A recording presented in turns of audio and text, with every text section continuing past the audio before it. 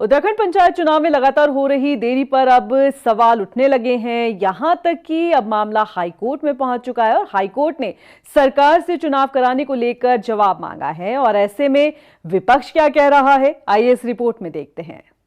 पंचायत चुनाव में देरी पर उठ रहे सवाल। हाईकोर्ट ने भी सरकार से मांगा चुनाव पर जवाब।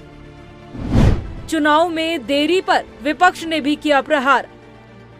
उत्तराखंड में अब त्रिस्तरीय पंचायत चुनाव होने हैं, लेकिन चुनाव में लगातार हो रही देरी पर सवाल उठ रहे हैं। और इस बीच अब हाईकोर्ट ने भी सरकार से जवाब मांगा है कि आखिर अभी तक पंचायत चुनाव क्यों नहीं कराए गए।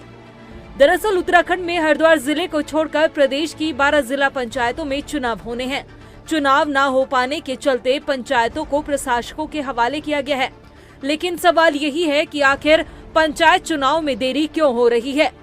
तो चलिए ग्राफिक्स के जरिए जानने की कोशिश करते हैं कि पंचायत चुनाव में देरी की प्रमुख वजह क्या है। दरअसल सरकार ओबीसी आरक्षण को लेकर स्पष्ट नीति तय नहीं कर पाई है। आरक्षण व्यवस्था तय न होने से चुनाव प्रक्रिया में देरी हो रही है। कुछ जिले चमोली, चंपावत, नैनीताल, उधम सिंह नगर में नए सिरे से परिसीमन की जरूरत है, जिससे ग्राम, क्षेत्र और जिला पंचायत सीटों में बदलाव हो सकता है। शहरी विकास विभाग द्वारा कुछ ग्राम पंचायतों को नगर पालिका क्षेत्रों से बाहर किया गया है और कुछ निकायों का विस्तार हुआ है, जिससे परिसीमन में मुश्किलें बढ़ी है। सरकार और राज्य निर्वाचन आयोग के बीच समन्वय की कमी और प्रशासकीय तैयारियों में देरी भी एक कारण है।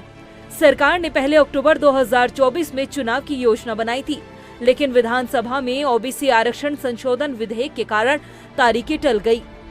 वहीं पंचायत चुनाव में देरी होने से मुख्य विपक्षी दल कांग्रेस ने भी सवाल खड़े किए हैं। कांग्रेस के प्रदेश महामंत्री नवीन जोशी का कहना है कि भारतीय जनता पार्टी कोई भी चुनाव समय से नहीं करवाना चाहती है। हाईकोर्ट के संज्ञान के बाद ही निकाय चुनाव किए गए और अब पंचायत चुनाव में भी हाईकोर्ट को ही दखल देना पड़ा है। देखिए, जो नगर निकाय के जो चुनाव हुए थे उसमें भी कोर्ट को हस्तक्षेप करना पड़ा था।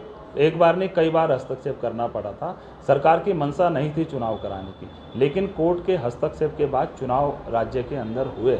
आज भारतीय जनता पार्टी की स्थिति ये है, चाहे वो नगर निकाय के चुनाव हो, चाहे पंचायत के चुनाव हो, चाहे छात्र संघ के चुनाव हो, सबको लटकाना चाहिए, क्योंकि भारतीय जनता पार्टी को मालूम है कि आज स्थिति उनके अनुकूल नहीं है। अगर ये पंचायत के चुनाव कराएंगे तो पंचायत में इनको बहुत बुरी शिकस्त मिलने वाली है। वहीं बीजेपी का कहना है कि चुनाव को लेकर भाजपा की पूरी तैयारी है और जल्द ही चुनाव कराए जाएंगे। इसके साथ ही बीजेपी ने कांग्रेस के बयान पर चुटकी भी ली है। भाजपा की प्रदेश प्रवक्ता कमलेश रमन का कहना है कि जनता हर चुनाव में कांग्रेस को हार का मुंह दिखा रही है। पंचायत चुनाव में भी कांग्रेस बुरी तरह से हारने वाली है।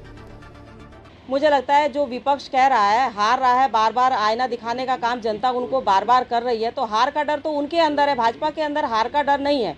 भाजपा चुनाव कराएगी और चुनाव होंगे और हमारे जीतेंगे। आप देखेंगे कि पंचायत के जब चुनाव होंगे तो हमारे प्रत्याशी अधिकतर सभी जगह से जीत करके आएंगे। कांग्रेस को अपना काम करना चाहिए। कांग्रेस को केवल नकारात्मकता फैला करके क्या लोगों को भ्रमित करने का काम करे, तो मुझे लगता है कि कांग्रेस विपक्ष क्या कहता है ये विपक्षी जाने, लेकिन सरकार ये चुनाव करवाएगी और बहुत जल्द चुनाव होंगे, ये सब आप देखेंगे। इस वक्त सबकी निगाहें पंचायत चुनाव पर टिकी है। अब देखना ये होगा कि सरकार आखिर कब तक प्रदेश में पंचायत चुनाव करवाती है।